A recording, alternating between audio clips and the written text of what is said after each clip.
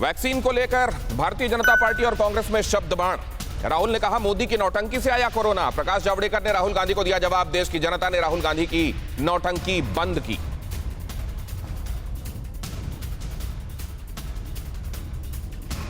ये जो second wave है ये प्रधानमंत्री की जिम्मेदारी है।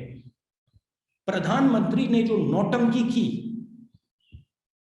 प्रधानमंत्री ने जो अपनी जिम्मेदारी पूरी नहीं की, इसका कारण सेकंड वेव है। जिस प्रकार से आप काम कर रहे हैं उसको बदलिए, क्योंकि आपके काम करने के तरीके से लाखों लोग मरे हैं। प्रधानमंत्री देश की पूरी जनता के साथ कोविड का सामना कर रहे, तब ये नौटंकी शब्द का उपयोग करते हैं ऐसे प्रयासों का, ये देश का और जनता का अपमान है। बताना चाहूंगा, हम उनकी नौटंकी ऐसा शब्द नहीं यूज करेंगे क्योंकि उनकी नौटंकी जनता ने कब की बंद कर दी है। नौटंकी। प्रेम शुक्ला प्रवक्ता भारतीय जनता पार्टी के हमारे साथ जुड़ रहे हैं चर्चा में। अलका लांबा प्रवक्ता कांग्रेस की हमारे साथ आज की शाम इस चर्चा में है। रीना गुप्ता प्रवक्ता हैं आम आदमी पार्टी की और हमारे साथ जुड़ रही हैं आज चर्चा में। कुछ ही देर में वरिष्ठ पत्रकार प्रदीप सिंह आपको नजर आ रहे हैं और अकुश श्रीवास्तव वरिष्ठ पत्रकार, वो भी हमारे साथ आज इस चर्चा का हिस्सा हैं। और इसके अलावा हमारे साथ डॉक्टर विपिक गुप्ता भी जुड़ेंगे। लेकिन पहले प्रेम शुक्ला साहब से मैं इस चर्चा की शुरुआत करता हूं। प्रेम शुक्ला साहब, ऐसे समय में सार को गही रहे थोथा दे उड़ाए, नौटंकी वगैरह की बातों पर फोकस करने के बजाय अगर कोई सही समालोचना हो रही है, कोई सुझाव दिया जा रहा है, उस पर फोकस किया जाना चाहिए। दिनेश जी, सार को गहने की हम पूरा प्रयास कर रहे हैं। कृपा करके आप बता दीजिए उस प्रेस कॉन्फ्रेंस में सार क्या था और थोथा क्या था। सार जो मुझे दिखाई दिया वो ये था कि वैक्सीनेशन ड्राइव अगर हम तेज नहीं करेंगे, वायरस को म्यूटेट होने का मौका मिलेगा, डायनेमिक और इवॉल्विंग सिचुएशन है, हमारे सामने समस्या खड़ी हो जाएगी और वैक्सीनेट जो अभी जिन लोगों को वैक्सीनेट करेंगे हो सकता है उनकी इम्यूनिटी को पार करके भी इन्फेक्ट करने लगे वायरस। बहुत अच्छा प्रश्न दिनेश जी। देखिए, आदरणीय प्रधानमंत्री जी का जो वैक्सीनेशन का कार्यक्रम चल रहा है, विश्व में दूसरे नंबर की सर्वाधिक तेज गति से वैक्सीनेशन का कार्यक्रम पूरी दुनिया में भारत में चल रहा है। आदरणीय प्रधानमंत्री जी की तरफ से अगस्त से दिसंबर माह के बीच वैक्सीनेशन की कमी को पूरा करके दिसंबर 2021 तक हमारा जो लक्षित, जिनका 18 प्लस जिस आयु वर्ग को जो है वैक्सीनेट करना है, उसको हम वैक्सीनेट कर ले जाएंगे। इस बारे में भी प्रधानमंत्री जी की तरफ से स्पष्टता की गई है। हम किस तरह से वैक्सीन का जो है प्रोक्योरमेंट बढ़ाएंगे, इस बारे में भी प्लान लोगों के सामने रखा गया है। और किस तरह से वैक्सीनेशन के संदर्भ में श्रीमान राहुल गांधी स्वयं जब कोवैक्सीन के बारे में, जब कोवैक्सीन को ऑथराइजेशन दिया जा रहा था, तब वो कह रहे थे कि तीसरे टेस्ट का डाटा ही पूरी तरह नहीं उपलब्ध है। अगर तीसरे टेस्ट का डाटा जो है, अगर उसकी प्रतीक्षा की जाती तो वैक्सीनेशन तो और स्लो हो गया होता। जो लोग कल तक कह रहे थे कि वैक्सीनेशन के लिए जो वैक्सीन का प्रोक्योरमेंट है उसको डिसेंट्रलाइज कर दिया जाए, वो ये सलाह देने वालों में श्रीमान राहुल गांधी भी शामिल थे। और जब उसको डिसेंट्रलाइज करने की उनकी राज्यों की मांग को केंद्र ने स्वीकार लिया, तो आज जो डिसेंट्रलाइज कह रहे हैं कि पूरी दुनिया में कहीं वैक्सीन मिल ही नहीं रही है।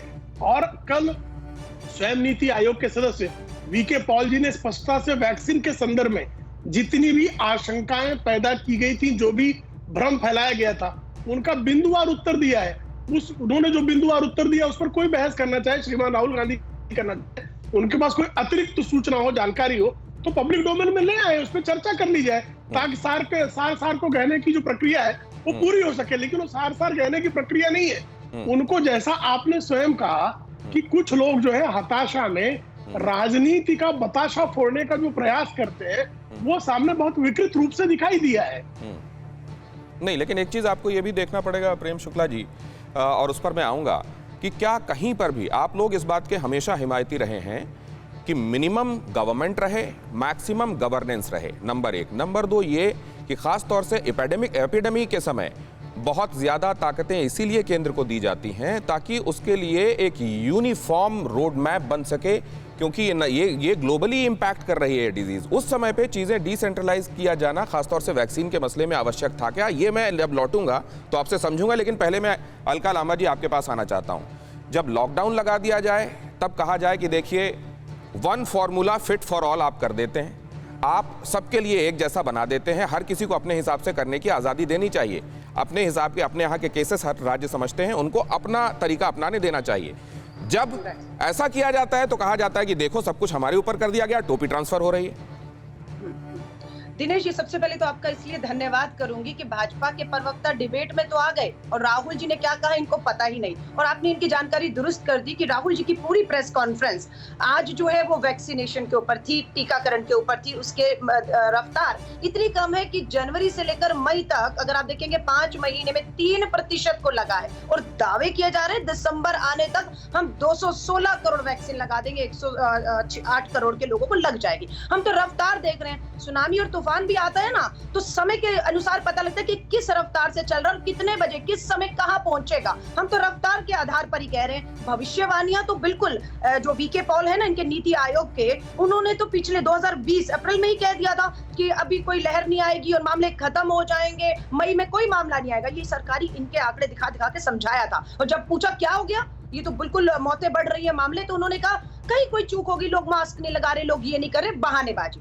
यही प्रधानमंत्री जी, लॉकडाउन बिल्कुल राहुल गांधी जी ने सही कहा। 2020 और 2021 में जमीन आसमान का अंतर आ चुका है। 20 में क्या कहा प्रधानमंत्री जी, 8 बजे आए और पूरे देश पे लॉकडाउन थोप दिया, किसी की चिंता नहीं, किसी से मुख्यमंत्रियों से बातचीत नहीं, डीएम से बात नहीं, किसी से कोई बात नहीं, थोप दिया। कुछ समझ नहीं आया कि होना क्या वाला है। तब मामले कितने थे, 500-600 मामले।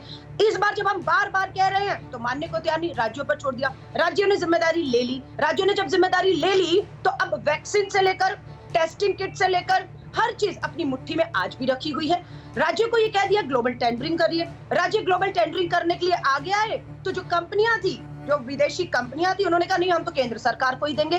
तो क्यों समय बर्बाद किया प्रधानमंत्री जी ने, क्यों सच्चाई नहीं बताई कि आप ग्लोबल टेंडरिंग करेंगे तो आपको वैक्सीन कंपनियां वैक्सीन नहीं दे पाएंगी, क्योंकि पहले से भारत सरकार ने उनसे जो लिया वही वो पूरी कर ले तो बहुत बात है। तो गुमराह किया गया अलका जी। लेकिन एक बात और भी, आपने कहा कि मैंने उनको बताया कि क्या कहा गया, ये बताइए। एक बहुत, जैसे मैंने कहा कि उनको कि सार को गही रहे, एक बात और आपने सुनी होगी, सत्यम ब्रूयात प्रियम ब्रूयात न ब्रूयात सत्यम अप्रियम।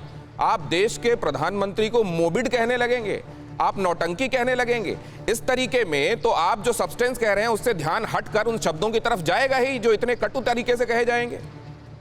बहुत अच्छे, बिल्कुल। प्रधानमंत्री जी को मैं वही तो कह रही हूँ, देश में बढ़ती मौतों में संक्रमण से चिंता नहीं, उन्हें अपनी छवि की चिंता है। मेरे लिए क्या कहा गया, मेरी छवि पे तो कोई आँच नहीं आ रही है। इस प्रधानमंत्री की प्राथमिकताएं क्या है, इन्होंने अपनी छवि को खुद धूमिल किया है। आज बंगाल की मुख्यमंत्री नहीं गई इनकी मीटिंग में, गई कागज थमाया कि मेरी राज्य के लोगों की जिंदगी जरूरी है, मेरे लिए दूसरी मीटिंगें जरूरी हैं, आपको मदद करना करिए।